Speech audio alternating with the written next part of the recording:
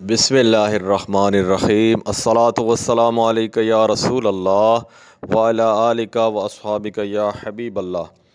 آج کی ویڈیو میں ہم قارون کا واقعہ سننے جا رہے ہیں۔ بڑا ہی عبرتناک اور حیرت انگیز واقعہ ہے۔ آپ سے عرض ہے کہ آخر تک سنیے گا۔ اگر ابھی تک آپ نے ہمارے چینل کو سبسکرائب نہیں کیا تو جلدی سے سبسکرائب بھی کر لیں اور بیل آئیکن کو بھی دبا لیں تاکہ ہر آنے والی مفید ویڈیو آپ تک بر وقت پہنچ سکے۔ قارون حضرت موسیٰ علیہ السلام کا چچا زاد بھائی تھا۔ یہ حضرت موسیٰ علیہ السلام کے چچا یسہر کا بیٹا تھا۔ خوبصورت اور حسین شکل کا آدمی تھا۔ بنی اسرائیل میں تورات کا سب سے بہتر قاری تھا۔ ناداری یعنی غربت کے زمانے میں نہایت عاجزی کرنے والا اور با اخلاق تھا۔ دولت ہاتھ آتے ہی اس کا حال تبدیل ہو گیا اور یہ بھی سامری جادوگر کی طرح منافق ہو گیا۔ کہا گیا ہے کہ فرعون نے اسے بنی اسرائیل پر حاکم بنا دیا تھا۔ اس اعتبار سے یہ اسرائیلی ہو کر بھی ظالم فرعون کا ظالم ساتھی تھا کہ فرعون بنی اسرائیل پر ایسے آدمی ہی کو مقرر کرتا جو بہر صورت اس کے ساتھ وفادار ہوتا اور اس کے مفادات کی نگرانی کرتا۔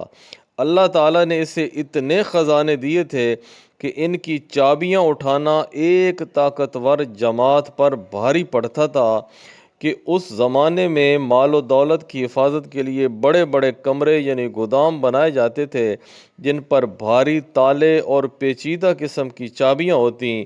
جب اس سے بنی اسرائیل کے مومن حضرات نے کہا فخر نہیں کرو، بے شک اللہ پاک فخر کرنے والوں کو پسند نہیں کرتا، اور جو مال تجھے اللہ نے دیا ہے اس کے ذریعے آخرت کا گھر طلب کر اور دنیا سے اپنا حصہ نہ بھول اور احسان کر جیسا اللہ پاک نے تجھ پر احسان کیا ہے، اور زمین میں فساد نہ کر، بے شک اللہ پاک فسادیوں کو پسند نہیں کرتا۔ یہ سن کر قارون نے انہیں جواب دیتے ہوئے کہا کہ یہ تو مجھے ایک علم کی بنا پر ملا ہے جو میرے پاس ہے۔ اس علم سے کیا مراد ہے؟ مفسرین کے ایک قول کے مطابق یہ تورات کا علم تھا جو اللہ پاک نے اسے عطا کیا تھا، اور دوسرے حوالے سے یہ علم کیمیا تھا جو قارون کو حضرت موسیٰ علیہ السلام نے سکھایا تھا، اور اس کو یہ علم حضرت موسیٰ علیہ السلام سے حاصل ہوا تھا۔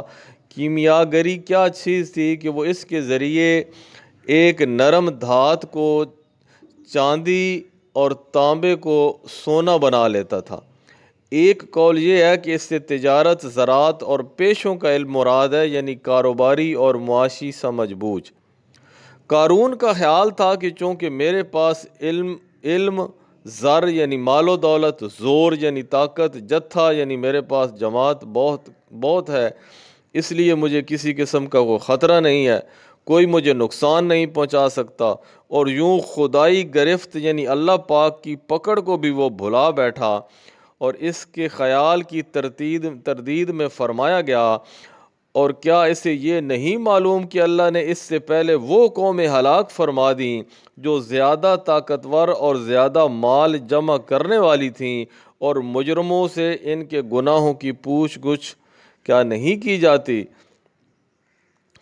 ایک مرتبہ قارون حضرت موسیٰ علیہ السلام کے خلاف اپنا جتھا یعنی پوری جماعت لے کر اور لوگوں کو مرعوب و متاثر کرنے کے لیے اپنے جاہ و جلال، شان و شوکت اور زیب و زینت کے ساتھ بڑے تم تراک سے اس طرح نکلا کہ سونے چاندی اور ریشمی لباسوں کی کثرت تھی، اور اعلیٰ درجے کے لباس اس نے زیب تن کیے ہوئے تھے۔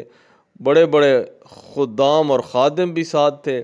جب لوگوں نے اس کی زینت دیکھی یعنی اس کی سجاوٹ دیکھی تو دنیوی چکا چوند سے متاثر ہونے والے اور دنیاوی زندگی کے طلبگار کہنے لگے، اے کاش ہمیں بھی ایسا مل جاتا جیسے قارون کو ملا، بے شک یہ بڑے نصیب والا ہے۔ یہ وہی کیفیت ہے جو آج کل بھی مالدار اور خوشحال لوگوں کو دیکھ کر دنیا کے طلبگاروں کے دلوں میں پیدا ہوتی ہے، اور وہ آہیں بھرتے ہیں، حسرتوں میں جلتے ہیں، آرزوئیں پالتے ہیں، اور احساس کمتری میں نظر آتا ہے کہ ہائے فلاں کتنا خوش نصیب ہے کہ اتنی گاڑیوں بنگلوں کا مالک ہے، کاش کہ ہمارا بھی اس جیسا نصیب ہوتا۔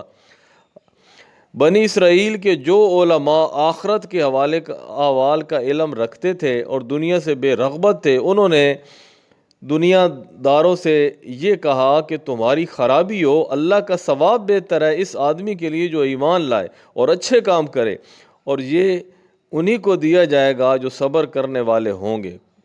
کوئی شک نہیں کہ دنیا داروں کی دنیاوی آسائش پر للچانا اور دنیا کی طلب و تمنا میں بے قرار ہو جانا غافل لوگوں کا جو کام ہے، جبکہ اللہ پاک کے خوف رکھنے والے جو علماء ہوتے ہیں وہ دنیا سے بے رغبت، آخرت کے طلبگار اور اللہ پاک کی رضا اور خوشنودی کی امید رکھتے ہوئے نیکیاں کرتے ہیں اور گناہوں سے باز رہتے ہیں، اور اس کے ساتھ دوسروں کو بھی دنیا کی عیش و عشرت کے حصول کی تمنا کرنے کی بجائے آخرت پانے کے لیے کوشش کرنے کی طرف راغب کرتے ہیں۔ قارون اور اس کے گھر کو زمین میں دھنسانے کا واقعہ بڑا ہی عجیب ہے کہ حضرت موسیٰ علیہ السلام نے بنی اسرائیل کو دریا کے پار لے جانے کے بعد قربانیوں کا انتظام کیا، یعنی اللہ پاک کی بارگاہ میں قربانیاں پیش کرنے کا، صدقے پیش کرنے کا اہتمام کیا، اور اس وقت قربانی قبول ہونے کا انداز یہ ہوتا تھا کہ آسمان سے ایک آگ آتی تھی اور اس قربانی کو اٹھا کر لے جاتی تھی یا جلا دیتی تھی۔ تو حضرت ہارون علیہ السلام کو حضرت موسیٰ علیہ السلام نے اس کام کے لیے نگران مقرر کیا، اور بنی اسرائیل اپنی قربانی حضرت ہارون علیہ السلام کے پاس لاتے اور وہ ان قربانیوں کو ذبح خانے میں رکھتے جہاں آسمان سے آگ اتر کر انہیں کھا لیتی۔ قارون کو حضرت ہارون علیہ السلام کے اس منصب یعنی عہدے پر حسد ہوا۔ اس نے حضرت موسیٰ علیہ السلام سے کہا، رسالت تو آپ کی ہوئی اور قربانی کی سرداری حضرت ہارون علیہ السلام کی۔ یاد رکھیے حضرت ہارون علیہ السلام حضرت موسیٰ علیہ السلام کے سگے بھائی تھے اور انہیں بھی اللہ پاک نے نبوت سے نوازا تھا۔ تو اب قارون یہ کہنے لگا کہ رسالت تو آپ کی ہوئی اور قربانی کی سرداری حضرت ہارون علیہ السلام کی، میں کچھ بھی نہ رہا، حالانکہ میں تو تورات کا بہترین قاری ہوں، میں اس پر صبر نہیں کر سکتا۔ حضرت موسیٰ علیہ السلام نے فرمایا، یہ منصب حضرت ہارون علیہ السلام کو میں نے خود سے نہیں دیا بلکہ اللہ پاک کے حکم سے دیا ہے۔ قارون نے کہا، خدا کی قسم میں آپ کی تصدیق نہ کروں گا جب تک آپ مجھے اس بات کا ثبوت نہ دکھا دیں۔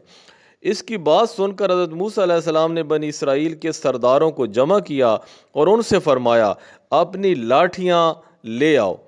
وہ لاٹھیاں لے آئے تو حضرت موسیٰ علیہ السلام نے ان سب کو اپنے خیمے میں جمع کیا اور رات بھر بنی اسرائیل ان لاٹھیوں کا پہرا دیتے رہے۔ صبح کو حضرت ہارون علیہ السلام کا عصا یعنی لاٹھی جو تھی وہ سرسبز و شاداب ہو گیا اور اس میں پتے نکل آئے۔ حضرت موسیٰ علیہ السلام نے فرمایا، اے قارون، تو نے یہ دیکھا؟ قارون نے کہا، یہ آپ کے جادو کا نتیجہ ہے، نعوذ باللہ۔ حضرت موسیٰ علیہ السلام اس کے ساتھ اچھی طرح پیش آتے رہے، لیکن وہ آپ کو ہر وقت ایذا یعنی تکالیف دیتا رہا۔ اس کی سرکشی و تکبر اور حضرت موسیٰ علیہ السلام کے ساتھ عداوت یعنی دشمنی دن بدن بڑھتی رہی۔ ایک مرتبہ قارون نے ایک مکان بنایا جس کا دروازہ سونے کا تھا اور اس کی دیواروں پر سونے کے تختے نصب کیے۔ بنی اسرائیل صبح و شام اس کے پاس آتے، کھانا کھاتے، باتیں بناتے اور اسے ہنسایا کرتے تھے۔ جب زکوٰۃ کا حکم نازل ہوا تو قارون حضرت موسیٰ علیہ السلام کے پاس آیا اور اس نے آپ سے طے کیا کہ درہم و دینار اور مویشی وغیرہ میں سے 1000 حصہ زکوٰۃ دے گا، لیکن جب گھر جا کر اس نے حساب کیا تو اس کے مال میں سے اتنا بھی بہت کثیر ہوتا تھا۔ یہ دیکھ کر اس نے اتنی بھی ہمت نہ کی اور اس نے بنی اسرائیل کی ایک جماعت جمع کر کے کہا کہ تم نے حضرت موسیٰ علیہ السلام کی ہر بات میں اطاعت کی، اب وہ تمہارے مال لینا چاہتے ہیں تو تم اس بارے میں کیا کہتے ہو؟ انہوں نے کہا، آپ ہمارے بڑے ہیں، جو آپ چاہیں حکم دیجئے۔ قارون نے کہا، فلانی بد چلن عورت کے پاس جاؤ اور اس سے ایک معاوضہ مقرر کرو کہ وہ حضرت موسیٰ علیہ السلام پر تہمت لگائے۔ ایسا ہوا تو بنی اسرائیل حضرت موسیٰ علیہ السلام کو چھوڑ دیں گے۔ چنانچہ قارون نے اس عورت کو کثیر مال اور بہت وعدے دے کر یہ تہمت لگانے پر تیار کر لیا، اور دوسرے دن بنی اسرائیل کو جمع کر کے حضرت موسیٰ علیہ السلام کے پاس آیا اور کہنے لگا، بنی اسرائیل آپ کا انتظار کر رہے ہیں کہ آپ انہیں واعظ و نصیحت فرمائیں۔ حضرت موسیٰ علیہ السلام تشریف لائے اور بنی اسرائیل میں کھڑے ہو کر آپ نے فرمایا، اے بنی اسرائیل، جو چوری کرے گا اس کے ہاتھ کاٹے جائیں گے، جو بہتان لگائے گا اسے 80 کوڑے لگائے جائیں گے، اور جو زنا کرے گا اور اس کی بیوی نہیں ہے تو اسے 100 کوڑے مارے جائیں گے، اور اگر بیوی ہے تو اس کو سنگسار کیا جائے گا یہاں تک کہ مر جائے۔ یہ سن کر قارون کہنے لگا، یہ حکم سب کے لیے ہے، خواہ آپ ہی ہوں؟ حضرت موسیٰ علیہ السلام نے فرمایا، خواہ میں ہی کیوں نہ ہوں، یہ میرے لیے بھی حکم ہے۔ قارون نے کہا، بنی اسرائیل کا خیال ہے کہ آپ نے فلاں بدکار عورت کے ساتھ نعوذ باللہ بدکاری کی ہے۔ حضرت موسیٰ علیہ السلام نے فرمایا، اسے بلاؤ۔ وہ آئی تو آپ علیہ السلام نے فرمایا، اس کی قسم جس نے بنی اسرائیل کے لیے دریا میں راستہ بنا دیا اور تورات نازل کی، تو جو بات سچ ہے وہ کہہ دے۔ وہ عورت ڈر گئی اور اللہ تعالیٰ کی رسول پر بہتان لگا کر انہیں تکلیف دینے اور ایذا دینے کی جرأت نہ کر سکی، اور اس نے اپنے دل میں کہا کہ اس سے توبہ کرنا بہتر ہے۔ حضرت موسیٰ علیہ السلام سے عرض کی، جو کچھ قارون کہلانا چاہتا ہے اللہ کی قسم یہ جھوٹ ہے، اور اس نے آپ پر تہمت لگانے کے بدلے مجھے کثیر مال و دولت دیا ہے۔ حضرت موسیٰ علیہ السلام اپنے رب کی حضور روتے ہوئے سجدہ میں چلے گئے اور یہ عرض کرنے لگے، یا رب، اگر میں تیرا رسول ہوں تو میری وجہ سے قارون پر غضب فرما اور اپنا عذاب نازل فرما۔ اللہ تعالیٰ نے آپ کو وحی فرمائی کہ میں نے زمین کو آپ کی فرمانبرداری کرنے کا حکم دے دیا ہے اور آپ کے تابع کر دیا ہے، آپ زمین کو جو چاہیں حکم دیں وہ آپ کا حکم مانے گی۔ حضرت موسیٰ علیہ السلام نے بنی اسرائیل سے فرمایا، اے بنی اسرائیل، اللہ تعالیٰ نے مجھے قارون کی طرف بھی اسی طرح رسول بنا کر بھیجا ہے جیسے فرعون کی طرف بھیجا تھا، لہذا جو قارون کا ساتھی ہو وہ اس کے ساتھ اس کی جگہ ٹھہرا رہے، اور جو میرا ساتھی ہو وہ اس سے جدا ہو جائے۔ یہ سن کر سب لوگ قارون سے جدا ہو گئے اور 2 شخصوں کے علاوہ کوئی قارون کے ساتھ نہ رہا۔ پھر حضرت موسیٰ علیہ السلام نے زمین کو حکم دیا کہ انہیں پکڑ لے، تو وہ لوگ گھٹنوں تک زمین میں دھنس گئے۔ پھر آپ نے یہی فرمایا تو وہ کمر تک دھنس گئے۔ آپ یہی فرماتے رہے حتیٰ کہ وہ لوگ گردنوں تک زمین کے اندر دھنس گئے۔ اب وہ بہت منتیں کرتے تھے اور قارون آپ کو اللہ کی قسمیں اور رشتہ داری کا واسطہ دیتا تھا، مگر آپ علیہ السلام نے اس طرف توجہ نہ فرمائی، یہاں تک کہ وہ لوگ بالکل دھنس گئے اور زمین برابر ہو گئی۔ حضرت قتادہ رضی اللہ تعالی عنہ فرماتے ہیں، وہ لوگ قیامت تک زمین کے اندر دھنستے ہی چلے جائیں گے۔